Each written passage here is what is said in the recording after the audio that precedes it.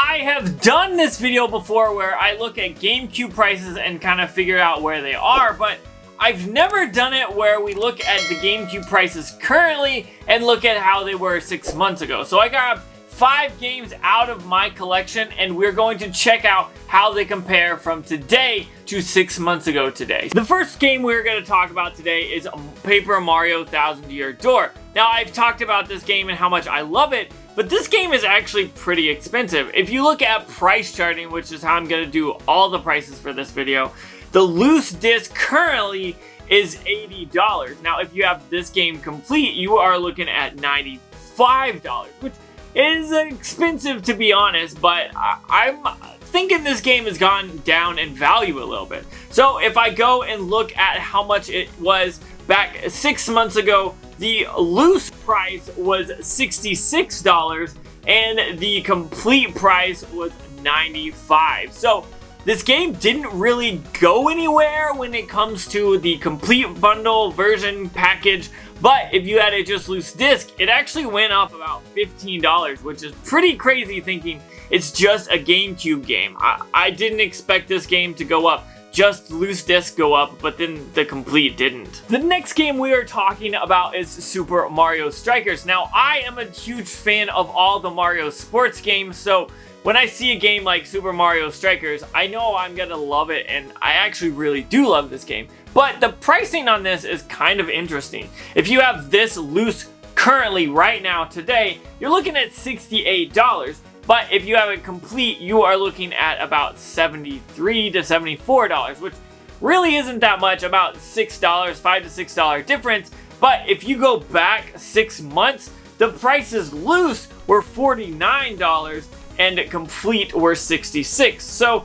again, the loose disc went up about $20, whereas the complete only went up about $8. So like, this game complete hasn't gone up as much as the loose disc yet again, which is kind of surprising to me. I didn't expect these games to go up in value more loose than they would be complete. The next game here we're going to talk about is Pokemon Colosseum. Now this is a ton of fun, and if you like Pokemon games and you haven't played this one, you definitely should. But if you have this game currently loose, the price is $96, but if you have this complete, you're looking at $116, which is about a $20 difference, which is pretty normal whenever you get a game that's either loose disc or complete.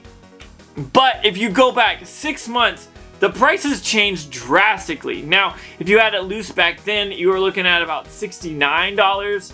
But if you had it complete, you were looking at about $99. So there's a $30 difference between the complete and the loose copies.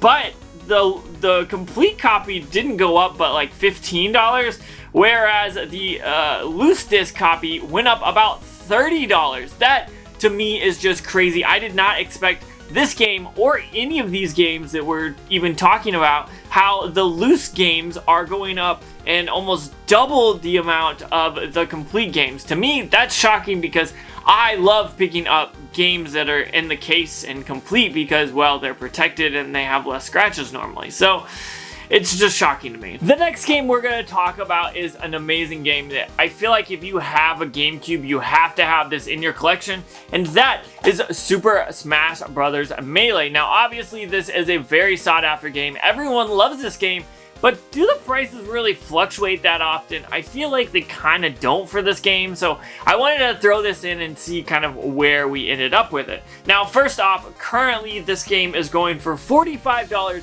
loose, or if you have it complete, you are looking at $50, which $50 for this game is an absolutely amazing steal because this is such an awesome game.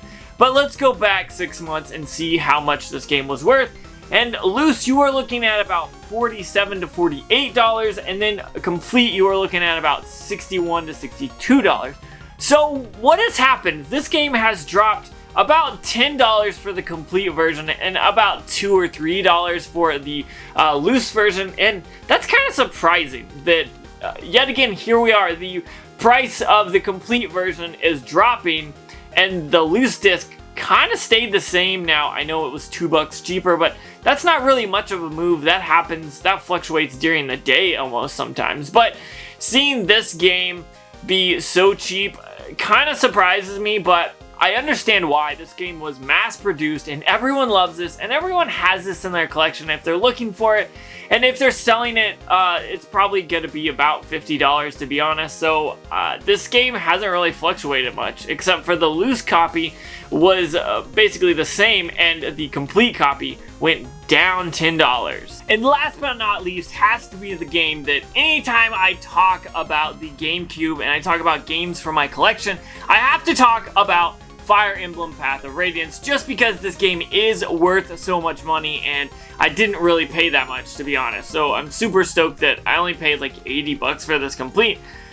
But let's talk about how much it is currently. If you have this game loose, you are looking at $197. But if you have a complete, you are looking at about $266.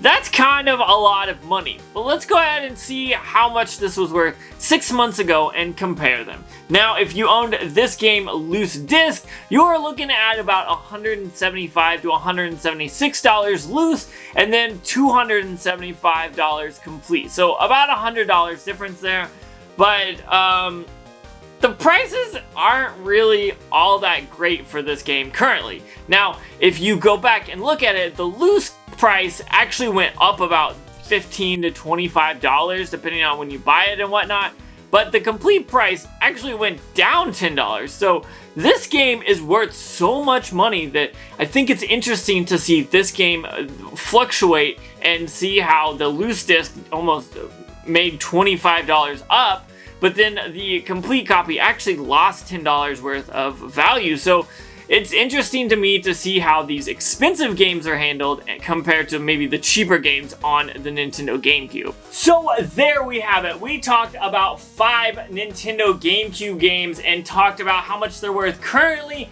and how much they were worth 6 months ago. If you noticed, most of the complete prices were about $10 cheaper, and for whatever reason, the loose disc versions are actually worth more. So I'm very shocked to see this, but I wonder if that means that people are foregoing getting the complete versions and going and actually getting the loose disc versions just because they're cheaper, which is then actually driving that price up. So I'm interested to see where this goes, and I want to know what you think. Do you think these games were worth picking up, either loose disc or complete?